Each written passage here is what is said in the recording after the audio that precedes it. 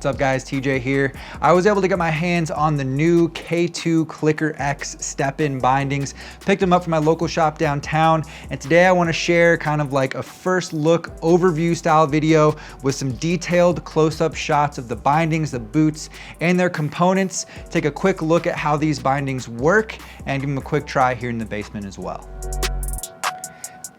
All right, let's take a look at the bindings first. So this system is based on a toe and heel mounting system.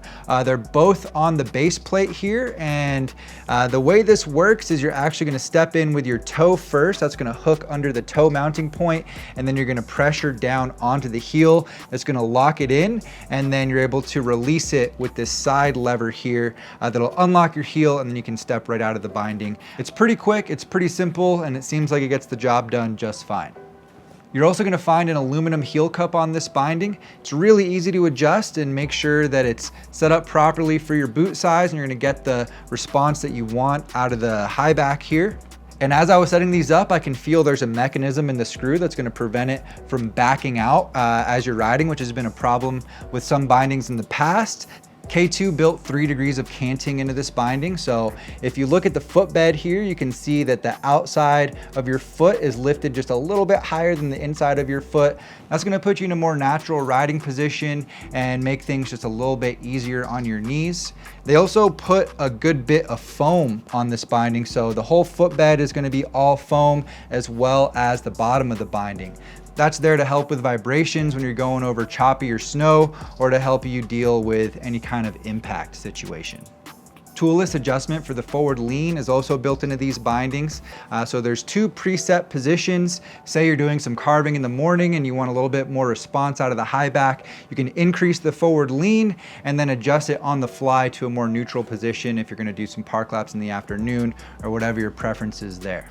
As far as the feel goes, the chassis and the high back of the binding is made out of some kind of nylon polymer. It does have a little bit of flex to it, but the high back is actually pretty rigid compared to some other bindings I'm more familiar with. I would say definitely on the stiffer side of medium, just flexing it with my hand here. The last thing I want to call out on these bindings is that K2 actually designed them to have a little bit of lateral mobility.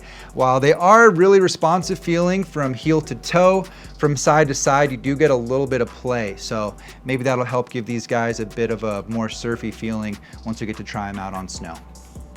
All right, so with these systems that require the boot and binding to work together, you're always making a little bit of a compromise when it comes to boot selection, but K2 did roll these out with 3 boot options for you, going with the Masis as their flagship boot for the K2 Clicker. First off, obviously it does have a different sole on it to accommodate the hardware for the step-in system, and it does make the boot a little bit heavier, not gonna lie, but it seems like a pretty rugged sole, so I imagine if you're doing any hiking out there, it'll probably be pretty good for that.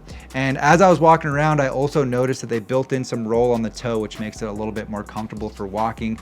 Quick side note there. So with these step-in style binding systems, there's just naturally gonna be higher demands put on the boot. And to help try to give more responsiveness, they added a power strap on the top of the boot here. That's gonna help to tighten things up and lock things down and just give you a more solid connection to the boot. This is a double boa boot, just like the regular Masis, and the front boa here is gonna control the whole lacing system. The side boa is for the Conda system. So there's actually a piece of plastic that goes right here over the front kind of crease area on your ankle that, as you tighten down the side boa, is gonna pull back and help to lock your heel down into the boot to avoid heel lift.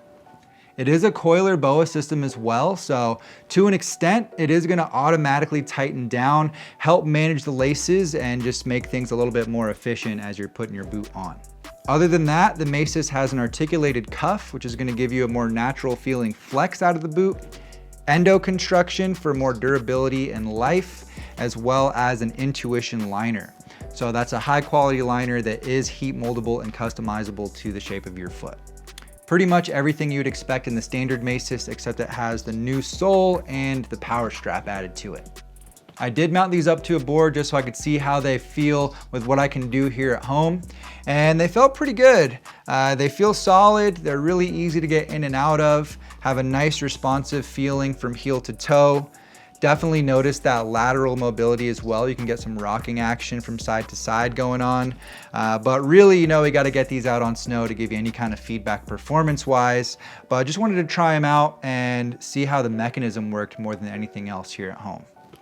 The same concerns come to mind with these bindings as you'd have with any step-in style system, like what's going to happen when ice builds up in the binding or in the boot, or if you're on a really steep hill or in powder. So I will have access to these through the season. I plan to test them out in all kinds of conditions, so I'll get back to you guys with feedback on that in the future. All right, so there's a quick overview of the new K2 Clicker X bindings. If you want to check them out, I'll have them linked down in the description below. I hope y'all got some value out of this video. If you did, please make sure to give it a like, subscribe for more snowboard videos, and I will see you in a new one soon. See you guys.